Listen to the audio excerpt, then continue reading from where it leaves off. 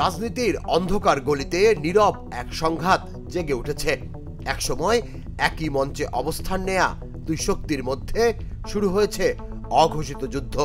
জুলাই অভ্যুত্থানের পর তরুণদের নেতৃত্বে জন্ম নেয়া দল জাতীয় নাগরিক পার্টি এনসিপি এবং দীর্ঘদিনের ইসলামপন্থী শক্তি জামায়াতে ইসলামী এখন মুখোমুখি অবস্থানে।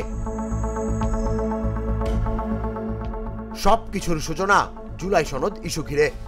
সংস্কার ও নির্বাচনী প্রক্রিয়ায় ঐক্যমতের আভাস থাকলেও হঠাৎ করেই এনসিপির আহ্বায়ক নাহিদ ইসলাম সোশ্যাল মিডিয়ায় বিস্ফোরণ ঘটান।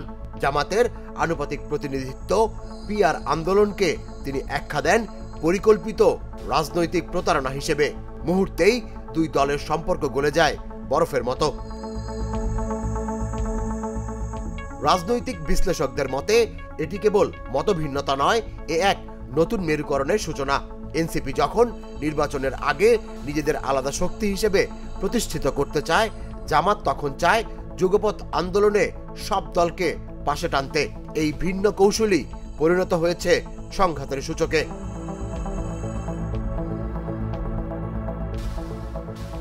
সূত্রগুলো বলছে এনসিপি বিএনপির সঙ্গে সম্ভাব্য জোট নিয়ে গোপনে আলোচনা চালাচ্ছে, কিন্তু দলের বাম ঘরানার নেতারা এতে দ্বিধায় পড়েছেন।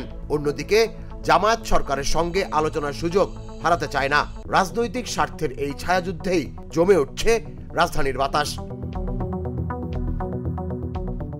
জামাতের সহকারী secretary general doctor AHM Hamidur Rahman Azad বলেন, দোষারোপের রাজনীতি থেকে সবাইকে বেরিয়ে আসতে হবে। অথচ এনসিপির ভেতরে কেউ কেউ বলছেন বিশ্বাস ভঙ্গ হয়েছে।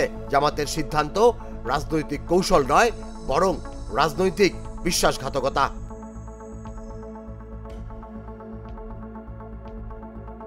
রাজনৈতিক অঙ্গনে এখন একটাই প্রশ্ন, জুলাই সনদকে কেন্দ্র করে কি নতুন মেরুকরণের সূচনা হলো? নাহিদ ইসলামের বিস্ফোরক মন্তব্য কি তারুণ্যের রাজনীতিকে নতুন দিক দিবে, নাকি খুলে দেবে আরেকটি বিভেদের অধ্যায়? আমাদেরকে যদি লড়াই করতে হয়, সংগ্রাম করতে হয়, সেই বৈষম্যের বিরুদ্ধে গিয়ে আমাদেরকে আন্দোলন গড়ে তুলতে হবে। যেভাবেই হোক, রাজধানীর কূটনৈতিক মহল থেকে শুরু করে রাজনৈতিক বৃত্তে এখন একটাই আলোচনা, জামায়াত এনসিপি জোট কি শেষ, নাকি শুরু হচ্ছে রাজনৈতিক আরো গভীর ষড়যন্ত্রের খেলা? তুষার ইসলাম, জাগো নিউজ।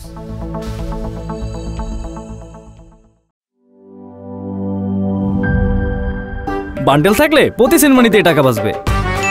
বিকাশ সেনমানি বান্ডেল কিনে জিতুন প্রতি লেনদেনে।